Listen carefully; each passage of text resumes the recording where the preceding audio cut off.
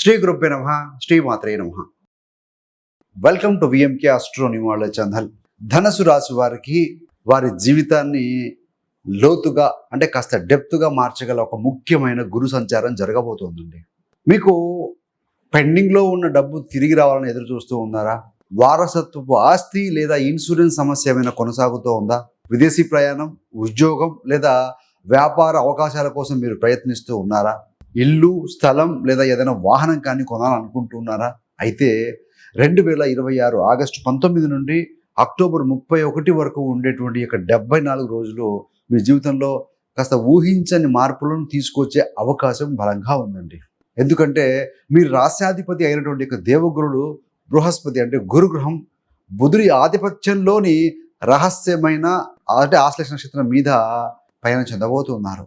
అష్టమ గురు ప్రభావం ధనస్సు రాశి నుంచి ఉంటుందండి. అంటే మీ యొక్క రాశి ధనస్సు కాబట్టి 8th హౌస్ అనేది కర్కాటకం అవుతుంది. కర్కాటకంలో గురుడు ఉన్నారు కాబట్టి ఇక్కడ నుండి మొదలెడితే కర్కాటకం 8వ స్థానం అవుతుంది అనమాట. అసలు 8th హౌస్ అంటే 8వ స్థానం అంటే ఏంటయ్యానంటే సడన్ థింగ్స్, ఆకస్మిక పరిణామాలు, జీవితంలో జరిగే లోతైన మార్పులు, అంటే ఇన్హెరిటెన్స్ ప్రాపర్టీ, వారసత్వపు ఆస్తులు, ఇన్సూరెన్స్, జీవిత భాగస్వామి యొక్క సంపద, రహస్యాలు, దీర్ఘకాలికమైన ఆరోగ్య సమస్యలు, పరిశోధన, రీసెర్చ్ అంటే జ్యోతిష్యము, పెండింగ్లో ఉన్న పేమెంట్ ఏదైనా ఇలాంటి విషయాలు సూచిస్తూ ఉంటుందండి. అష్టమ గురువు అనగానే భయపడాల్సిన అవసరం లేదండి, కానీ నిర్లక్ష్యంగా ఉండకూడదు. ఎందుకంటే కర్కాటక రాశిలో గురువు ఉచ్చ స్థితిని పొందుతారు. అంటే ఈ యొక్క సమస్యల మధ్య కూడా రక్షణ లభించడం అనమాట. అదేవిధంగా సరైన మార్గదర్శకత్వం కూడా మీకు లభించే అవకాశం ఉంటుందండి. 8th హౌస్లో గురుడు కూర్చొని ఉన్నారు. ప్రతి గ్రహం లాగానే గురుగ్రహానికి కూడా 5, 7, 9 దృష్టిలు ఉంటాయండి. సో ఆయన ఏంటంటే 12వ స్థానాన్ని చూస్తూ ఉంటారు. సప్తమ దృష్టితో 2వ ఇంటిని, నవమ దృష్టితో 4వ స్థానాన్ని చూస్తూ ఉన్నారు. అంటే 12, 2, 4 యాక్టివేట్ అవుతాయండి. మరి ఏ నక్షత్రం మీద వెళ్ళబోతున్నారు? ఆశ్లేష. సో ఆశ్లేష నక్షత్రానికి ఒక చుట్టుకొని ఉన్న సర్పంలాగా ఉండే విధంగా కనపడుతుంది ఆకాశంలో కనుక చూస్తే. నాగదేవతలు అధిదేవతలు అండి. బుధుడు నక్షత్రాధిపతి ఆశ్లేషకు. చుట్టుకొని ఉన్నటువంటి ఒక సర్పం తన పూర్తి శక్తిని బయటకు చూపించదండి. సరైన సమయం వచ్చే వరకు కూడా నిశ్శబ్దంగా గమనిస్తూ ఉంటుంది. అవకాశం వచ్చినప్పుడు అది వేగంగా స్పందిస్తుంది కూడా. అందువల్ల ఆశ్లేష నక్షత్రంకు ఉన్న గుణగణాలు ఏంటంటే దాగి ఉన్న ప్రతిభను వెలికి తీయడం, వ్యూహాత్మకంగా ఆలోచించటం, రహస్యంగా ఉన్న సమస్యలను గుర్తించడం అన్నమాట. అదేవిధంగా పెండింగ్ పనులను పూర్తి చేయటం, పాత అలవాట్లు ఏమైనా ఉంటే వాటిని విడిచిపెట్టడం. అదేవిధంగా పాము ఏ విధంగా అయితే తనకున్న పాత చర్మాన్ని, కుబుసాన్ని విడిచిపెడుతుందో అలాగనమాట. సంక్షోభాన్ని అవకాశంగా మార్చడం, ఇలాంటి శక్తులను సూచిస్తూ ఉంటుంది ఈ యొక్క ఆశ్లేష నక్షత్రం అండి. పాము తన పాత చర్మాన్ని విడిచిపెట్టినట్టుగానే ధనుస్సు రాశి వారు కూడా జీవితంలో ఉపయోగంలో లేని అలవాట్లు, సంబంధాలు లేదా పని విధానాలను విడిచిపెట్టాల్సిన సమయం ఇదండి.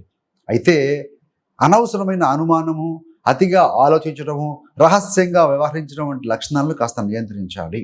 మరి ఈ యొక్క గోచార స్థితి, ఈ యొక్క గురువు సర్పనక్షత్రం నుండి ఆశ్లేష నక్షత్రం మీద పయనం చెందుతూ ఉన్నారు కదా. సో ఏ రంగాల మీద ముఖ్యంగా ప్రభావం చూస్తుంది, ఏ స్థానాల మీద అంటే 8th హౌస్ కదా.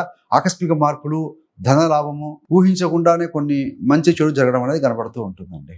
చాలా కాలంగా నిలిచిపోయిన డబ్బు ఏదైనా ఉంటే ఒక ఇన్సూరెన్స్ కావచ్చు, ఒక ప్రావిడెంట్ ఫండ్ కావచ్చు, ఒక గ్రాట్యుటీ కావచ్చు, లేదా ఏదైనా ఇన్హెరిటెన్స్ ప్రాపర్టీ అంటాం కదా, వారసత్వ ఆస్తికి సంబంధించిన ఏదైనా ఒక విషయము మీకు ముందుకు కదిలే అవకాశం ఉంటుంది. ఇన్ని రోజులు ఏదైనా ఇబ్బందులు, అబ్స్టకిల్స్ ఉంటే కనుక అది ఇప్పుడు కాస్త ముందుకు వెళ్తుందండి. 8వ స్థానం, 7 అంటే భార్య, జీవిత భాగస్వామి, వారికి 2వ స్థానం అంటే ధనస్థానం. జీవిత భాగస్వామి ఆదాయంలో మార్పు రావచ్చు.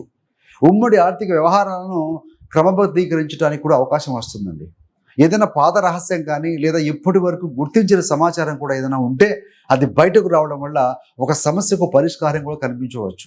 జ్యోతిష్యం, సైకాలజీ, మెడికల్ రీసెర్చ్ లేదా డేటా అనాలిసిస్ లేదా రహస్య విద్యలు అంటే సంఖ్యాహస్తం, జ్యోతిష్యం, రేకి, వాస్తు ఇలాంటివి అధ్యయనం చేస్తున్న వారికి కూడా లోతైన అవగాహన పెరుగుతుంది. అయితే ఆకస్మిక లాభం వస్తుందనే ఆశతో జూదము, అధిక రిస్క్ పెట్టుబడులు పెట్టకూడదు. అదేవిధంగా చాలామంది అప్పులు చేసి పెట్టుబడులు పెడుతూ ఉంటారు. ఆ సాహసం చేయకండి. దీర్ఘకాలిక అనారోగ్య సమస్యలు అయినటువంటి ఏమైనా ఉంటే కనుక నిర్లక్ష్యం చేయకూడదండి. సో 8th హౌస్ అంటే లాంగ్ స్టాండింగ్ ఉండే హెల్త్ ఇష్యూస్ అనమాట. Diabetes, sugar, BP, thyroid, whatever it may be. గురుడికి పంచమ దృష్టి చేత 12వ స్థానం చూస్తూ ఉన్నారు కదా. సో కాబట్టి నేను 12వ స్థానం అంటే ఏమి సూచిస్తుందయ్యా అని అంటే 12th హౌస్ అంటే విదేశీ ప్రయాణం, విదేశీ ఉద్యోగం, వీసా, PR, ఆసుపత్రులు, 12,000 రిలాక్సేషన్, బెడ్, ఆసుపత్రులు, ఖర్చు, నిద్ర కూడా రండి. అదేవిధంగా ఆధ్యాత్మికత కూడా అందులోనే ఉంటుంది 12th హౌస్లో. ఇలాంటి అన్ని విషయాలను కూడా సూచించేది 12వ స్థానం. సో కాబట్టి విదేశీ ఉద్యోగం, ఒక విద్య, వీసా లేదా పర్మనెంట్ రెసిడెన్సీ ప్రయత్నాల్లో మీకు ఇంప్రూవ్మెంట్ కనిపిస్తుందండి. నిలిచిపోయిన దరఖాస్తులు ఏమైనా ఉంటే మళ్ళీ పునః పరిశీలనకు వచ్చే అవకాశం ఉంటుంది. మీరు అప్లై చేసి ఉంటారు, మర్చిపోయి ఉంటారు, రిప్లై వచ్చి ఉండదు, but you may get the reply. విదేశీ కంపెనీలు, ఇంటర్నేషనల్ కస్టమర్లు లేదా ఎక్స్పోర్ట్ ఇంపోర్ట్ వ్యాపారంలో ఉన్న వారికి ఏదైనా కొత్త పరిచయాలు ఏర్పడే స్కోప్ ఉంది. అయితే ఆరోగ్యం, ప్రయాణం, విద్య లేదా ఆస్తి కారణంగా ఖర్చులు కూడా పెరుగుతాయండి. 12th హౌస్ అంటే ఖర్చు కూడా అనుకున్నాం కదా, అందుకనే ప్రాపర్ ప్లానింగ్ చేసుకోవాలి, ముందుగానే బడ్జెట్ అనేది రూపొందించుకోవాలి. కర్కాటక రాశి వారు ముఖ్యంగా ఏంటంటే ఈ ఆశ్లేష నక్షత్రం మీద గురు గోచరం సందర్భంగా అతిగా ఆలోచించడం మానేయాలండి. దీనివల్ల ఏంటంటే నిద్రకు ఆటంకం కలిగే అవకాశం ఉంటుంది. గురుగ్రహం సప్తమ దుశ్చేత 2వ స్థానాన్ని చూస్తూ ఉంటారు. 2వ స్థానం అంటే ఏంటయ్యానంటే సంపాదన, పొదుపు అంటే సేవింగ్ ఆఫ్ మనీ, జ్యువెలరీ, కుటుంబము, మాట తీరు, ఫ్యామిలీ ప్రాపర్టీసు, ఫైనాన్షియల్ సెక్యూరిటీ అంటే ఆర్థిక భద్రత, ఇలాంటి విషయాలను సూచిస్తూ ఉంటుంది 2వ స్థానం. ఆర్థిక పరిస్థితిని అంటే క్రమబద్ధీకరించడానికి మంచి అవకాశం కూడా లభించే అవకాశం అంటే ఛాన్సెస్ కనపడుతూ ఉన్నాయండి. సో అదనపు ఆదాయక మార్గం ఏదైనా కనపడవచ్చు. ఎందుకంటే అష్టమం అంటే షడన్ ఆయన ద్వితీయాన్ని చూస్తూ ఉన్నారు, సడన్గా ధనం రావచ్చని. సో ఏదైనా పెండింగ్ ఉంటే కనుక అలాంటి పెండింగ్ చెల్లింపులు కూడా తిరిగి రావచ్చండి. కుటుంబ ఆస్తులు కానీ వారసత్వం సంబంధించినటువంటి సమస్య ఏదైనా ఉంటే కూర్చొని మాట్లాడుకొని పరిష్కరించుకునే విధంగా అవకాశాలు కనపడుతూ ఉన్నాయి. మీ మాటకి గంభీరత పెరుగుతుంది, కానీ కోపం, అనుమానం లేదా ఒత్తిడి కారణంగా కఠినంగా మాట్లాడితే కుటుంబ సంబంధాలు దెబ్బతినే అవకాశం ఉందండి. కుటుంబ సభ్యులతో ఆర్థిక విషయాలను పారదర్శకంగా చేర్చడం మంచిదండి. అదేవిధంగా గురుగ్రహానికి 9వ దృష్టి కూడా ఉంటుంది కదా, సో ఆయన 9వ దృష్టి చేత 4వ స్థానాన్ని వీక్షిస్తూ ఉంటారు. అంటే 4వ స్థానం అంటే ఏంటయ్యానంటే property, mother health, family happiness, ఏదైనా ఇల్లు, వాహనము, ఇలాంటివన్నీ కూడా ఇండికేట్ చేస్తుంది. ఇల్లు, భూమి, వాహనము, మదర్ హెల్త్, కుటుంబ సౌఖ్యం, డిగ్రీ స్థాయి విద్య కూడా 4th హౌస్ కిందకి వస్తుంది. మానసిక ప్రశాంతత కూడా దీని కిందకి 4th హౌస్ కింద చెప్పుకుంటూ ఉంటామండి. ఎవరికైతే కనుక 4వ స్థానంలో శుభగ్రహాలు ఉంటాయో మెంటల్ పీస్ బాగా కలిగి ఉంటారు, మంచి ఇల్లు, వాహనం ఇవంతా కూడా ఉంటుందండి. సో కాబట్టి ఏంటంటే ఇల్లు లేదా స్థలం కొనటం కానీ, ఇల్లు నిర్మాణం చేయడం కానీ, మరమ్మతులు కానీ, రిపేర్లు చేసుకోవటం కానీ, లేదా వాహనం కొనుగోలుకు సంబంధించిన పనులు ముందు కదిలే అవకాశం ఉంది. ఆస్తి వివాదం కనుక ఉంటే పరిష్కారం కూడా కనిపించే ఛాన్సెస్ ఉన్నాయి. కానీ ప్రతి పేపరు, ప్రతి డాక్యుమెంట్ కూడా న్యాయ నిపుణులతో పరిశీలించిన తర్వాతనే నిర్ణయం తీసుకోవాల్సి ఉంటుందండి. మదర్ హెల్త్ మీద కూడా శ్రద్ధ పెట్టాలి. ఎందుకంటే 8th హౌస్ అంటే sudden things, long standing health issues కాబట్టి వారికి ఏదైనా అనారోగ్య సమస్యలు ఉంటే కొంచెం ఫోకస్ చేయాలి. అదేవిధంగా అంటే తల్లిగారితో ఉన్న అపార్థాలు ఏమైనా ఉంటే మాట్లాడుకొని సో వాటిని పరిష్కరించుకోవాలి. అదేవిధంగా ఆధ్యాత్మిక సాధన, ధ్యానము లేదా ప్రశాంతమైన వాతావరణంలో గడపడం వల్ల మానసికమైన స్థిరత్వం వచ్చే అవకాశం ఉంటుంది. కాబట్టి try to be mentally peaceful అండి. మరి గురు గురించి చెప్పినాము, వారి దృష్టి గురించి చెప్పాం కదా, మళ్ళీ బుధుడి పరిస్థితి ఏందయ్యారంటే బుధుడి ప్రత్యేకమైన పాత్ర ఉంది. ఆశ్లేష నక్షత్రానికి అధిపతి ఆయనే కాబట్టి సో ఈ ధనస్సు రాశి నుండి 7 మరియు 10వ స్థానాలకు ఆధిపత్యం వహించేది ఒక బుధ గ్రహం అండి. ఈ 7వ స్థానం అంటే ఏంటయ్యారంటే వివాహము, జీవిత భాగస్వామి, వ్యాపార భాగస్వామ్యము, ఒప్పందాలు ఇవి ఇండికేట్ చేస్తాయి. 10వ స్థానం అంటే ఉద్యోగము, వ్యాపారము, అధికారము, సామాజిక గౌరవము, అదేవిధంగా వృత్తిపరమైన నిర్ణయాలు వంటి విషయాలని ఇది ఇండికేట్ చేస్తూ ఉంటుంది అన్నమాట. అందువల్ల ఈ 74 రోజులలో ఏమేమి జరుగుతాయంటే వివాహము అవకాశాలు ఉన్నాయి, జీవిత భాగస్వామి, వ్యాపార భాగస్వామ్యము మరియు ఉద్యోగానికి సంబంధించిన ముఖ్యమైన మార్పులు ఏమైనా కలిగే అవకాశం ఉంది.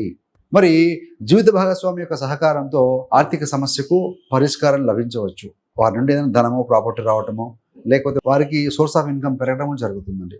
లేదు అని అంటే కనుక పదవాధిపతి బుధుడే కదా, గురుడు బుధ నక్షత్రం మీద ఉన్నారు కాబట్టి ఉద్యోగంలో కొత్త బాధ్యత కానీ లేకుంటే ఏదైనా అనుకోకుండా సీక్రెటివ్గా మీ మేనేజ్మెంట్ మీకు ఒక పని అప్పచెప్పే ప్రయత్నం చేసి దాని ద్వారా మీకు ఒక రెస్పెక్ట్గా వృత్తిని ఎండార్స్ చేయొచ్చు.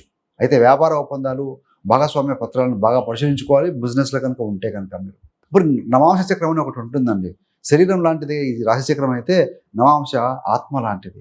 సో ఇక్కడ గ్రహాలు ఏ విధంగా ఉన్నాయో చూసుకున్న తర్వాత అక్కడ కూడా చూసుకోవాలి. ఆగస్టు 19 నుంచి సెప్టెంబర్ 3 వరకు కూడా ఈ 16 రోజుల్లో మీ యొక్క వ్యక్తిత్వము, ఆరోగ్యము, ఆత్మవిశ్వాసము, డెసిషన్ మేకింగ్ పవర్ ఇవన్నీ కూడా యాక్టివేట్ అవుతాయండి. అదేవిధంగా మీ రాశి అధిపతి గురుడు తన స్వనవాంశలో ధనస్సులో ఉండటం వల్ల క్లిష్టమైన పరిస్థితులు ఏమైనా ఉంటే వాటిని ధైర్యంగా ఎదుర్కొనే శక్తి పెరుగుతుంది మీకు. పాత అలవాట్లను మార్చుకోవటం, ఆరోగ్యం మీద శ్రద్ధ పెట్టడము, లైఫ్కి సంబంధించిన ప్రణాళికలు వేసుకోవటం, ఇలాంటి వాటికి అనుకూలమైన దశని చెప్పవచ్చు. రెండవ దశ సెప్టెంబర్ 4వ తారీఖు నుండి సెప్టెంబర్ 19 వరకు. ఇది మకర నవాంశ అంటారు. ఇక్కడ రెండవ స్థానం అవుతుంది ధనస్సు నుంచి. ఈ సమయంలో ఏంటంటే సంపాదన, పొదుపు, కుటుంబము మరియు మాట తీరుకు సంబంధించిన విషయాలు ముందుకు వస్తాయి. సహజంగా మకరంలో గురుడు కాస్త బలహీనపడతాడండి. కాబట్టి గురువు మకర నవాంశలో బలహీనంగా పరిగణింపబడతారు. కాబట్టి అందువల్ల పెద్ద పెద్ద పెట్టుబడులు, అప్పులు లేదా కుటుంబ ఆస్తులకు సంబంధించిన నిర్ణయాలలో తొందరపడకండి. అదేవిధంగా కఠినమైన మాటల వల్ల కుటుంబంలో సమస్యలు రాకుండా జాగ్రత్త పడాలండి. మరి మూడవ దశ నవాంశలో చూస్తే సెప్టెంబర్ 20 నుండి అక్టోబర్ 8 వరకు కూడా కుంభ నవాంశ అంటారు. మూడవ స్థానం అవుతుంది ఈ యొక్క ధనుసు రాశి నుండి. ఈ యొక్క సెప్టెంబర్ 20 నుంచి అక్టోబర్ 8 వరకు 19 రోజులు అవుతాయి కదా. ఈ 19 డేస్లో కూడా ధైర్యం, కమ్యూనికేషను, ప్రయాణాలు మరియు సోదరులు, థర్డ్ హౌస్ అంటే సిబ్లింగ్స్, యంగర్ సిబ్లింగ్స్, వారికి సంబంధించిన విషయాలు యాక్టివేట్ అవుతాయి. కొత్త ప్రాజెక్ట్ కానీ, ఒక మీడియాలో ప్రోగ్రామ్ కానీ, అంటే బిజినెస్ ప్రపోజల్ కానీ, ఏదైనా వ్యాపార ప్రతిపాదన లేదా ఇంటర్వ్యూలో మీకు కమ్యూనికేషన్ బాగా ఉపయోగపడుతుందండి. తమ్ముడు లేదా చెల్లెలతో ఉన్న అపార్థాలను పరిష్కరించుకోవచ్చు ఈ సమయంలో. సో చిన్న చిన్న ప్రయాణాలు చేసే అవకాశం కూడా ఉంటుందండి. మరి నాలుగవ దశ ఏంటంటే అక్టోబర్ 9 నుండి అక్టోబర్ 31 వరకు కూడా మీన నవాంశ అవుతుంది. 4వ స్థానం ధనుస్సు నుంచి అవుతుంది. ఈ 23 రోజులు ఇల్లు, ఆస్తి, వాహనము, తల్లి మరియు కుటుంబ సౌఖ్యానికి సంబంధించిన ముఖ్యమైన సమయంగా మనం భావించవచ్చండి. ఏదైనా ఇంటి నిర్మాణం కానీ, రిపేర్స్ కానీ లేదా ఆస్తి కొనుగోలుకు సంబంధించిన పనులు ఉంటే కనుక అవి పూర్తి చేసుకునే అవకాశం ఉంటుంది. సో మదర్ నుంచి కూడా, అమ్మగారి నుంచి కూడా శుభవార్త రావచ్చు. అదేవిధంగా కుటుంబంలో కొంత హార్మోనియల్ అంటే ప్రశాంతత పెరుగుతుంది అని చెప్పాలండి. విద్యకు సంబంధించిన నిర్ణయాల్లో కూడా కొంత డెవలప్మెంట్ అయ్యే కనబడుతుంది. ఏదేమైనా కూడా ధనుసు రాశి వారు ఈ రాబోయే 74 రోజులలో ముఖ్యంగా 5 విషయాలు కాస్త జాగ్రత్తగా ఉండాలండి. ఎందులో అంటే ఒకటిది ఆకస్మికమైన లాభం కోసం అధిక రిస్క్ పెట్టుబడులు చేయకండి. రెండవది ఏంటంటే 5వ దశలో గురుడు ఉన్నారు కాబట్టి ఆరోగ్య సమస్యలు నిర్లక్ష్యం చేయకండి. మూడవది కుటుంబానికి సంబంధించిన ఉమ్మడి ఆర్థిక విషయాలను రహస్యంగా ఉంచి అపార్థాలు సృష్టించకుండా ఉండండి. నాలుగవది జీవిత భాగస్వామి లేదా సహోద్యోగులు లేదా కుటుంబ సభ్యులను ఆధారాలు లేకుండా అనుమానించకండి. 5వది ఏంటంటే ఉద్యోగము, ఆస్తి, ఇన్సూరెన్సు మరియు వారసత్వపు పత్రాలను పూర్తిగా పరిశీలించండి. సో ఈ 5 విషయాల్లో కొంచెం జాగ్రత్తగా ఉండాలండి. అష్టమ గురుడు భయపెట్టడానికి రాడండి. జీవితంలో మారాల్సిన విషయాలను గుర్తు చేయడానికి వస్తాడు ఆయన. ఏది ఏమైనా మరి చివరికి వచ్చాం. గురు బుధ పరిహారాలు ఏంటంటే గురువారం రోజున దక్షిణామూర్తి స్వామి ఆరాధన, శ్రీ మహావిష్ణువు ఆరాధన ఈ 2 చేసుకుంటే బాగుంటుంది. అదేవిధంగా ఓం బ్రూం బృహస్పతి నమః అనే గురు మంత్రాన్ని 108 సార్లు కానీ లేదా మీకు సాధ్యమైన సార్లు జపిస్తూ ఉండొచ్చు. ఇలాంటి జపాలు ఏదైనా మంత్రం పఠనం చేస్తూ ఉన్నప్పుడు కాళ్ళకు చెప్పులు, షూ లేకుండా కూడా మీరు ఈవెన్ ఆఫీస్లో రిలాక్స్గా టైం నోట్ చేసుకోవచ్చు. జర్నీలో ఉన్నప్పుడు కూడా మీరు వాటిని జపించుకుంటూ ఉండొచ్చు అండి. బుధవారం రోజున ఓం భూం బుధాయ నమః, సో ఈ మంత్రాన్ని ఒక 27 టైమ్స్ కానీ, ఒక 108 టైమ్స్ కానీ జపిస్తూ ఉండొచ్చు.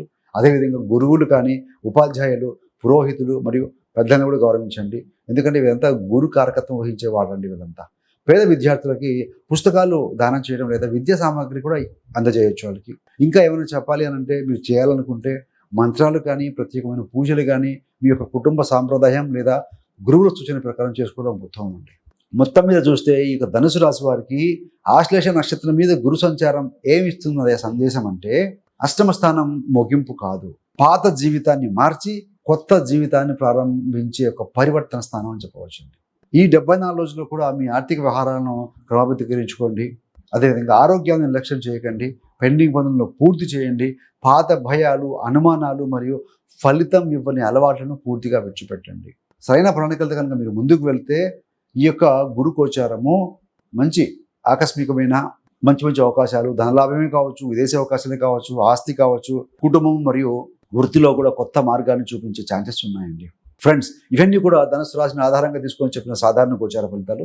మీ యొక్క వ్యక్తిగత జాతకంలో లగ్నము, లగ్నాధిపతి బలము, జరుగుతున్న దశ, భుక్తులు, అష్టక వరకు కానీ ఇలాంటివన్నీ కూడా పరిశీలించుకున్న తర్వాత కొంచెం ఫలితాలు మారవచ్చు. కానీ మనం చెప్పుకున్నవి గోచార ఫలితాలు కాబట్టి మీ జాతకం చెక్ చేసుకుని చూసుకుంటే మీకు క్లియర్గా అర్థం అవుతుందండి. ఫ్రెండ్స్, మరి ఈ 74 రోజుల్లో కూడా మీరు ధనమా, ఆస్త, విదేశీ అవకాశమా లేదా ఉద్యోగమా, వీటిలో ఏ మార్పు కోసం ఎదురు చూస్తున్నారో కామెంట్లో తెలియజేయగలరు. ఇలాంటి లోతైన జ్యోతిష విశ్లేషణల కోసము మన VMK astro numerology channel subscribe చేసుకోగలరు. ఈ యొక్క వీడియోను, ధనుసు రాశి వీడియోను మీ యొక్క ధనుసు రాశి మిత్రులు, కుటుంబ సభ్యులకు షేర్ చేయగలండి. So thanks for watching. సర్వేజన సుఖినో భవంతు. స్వస్తి.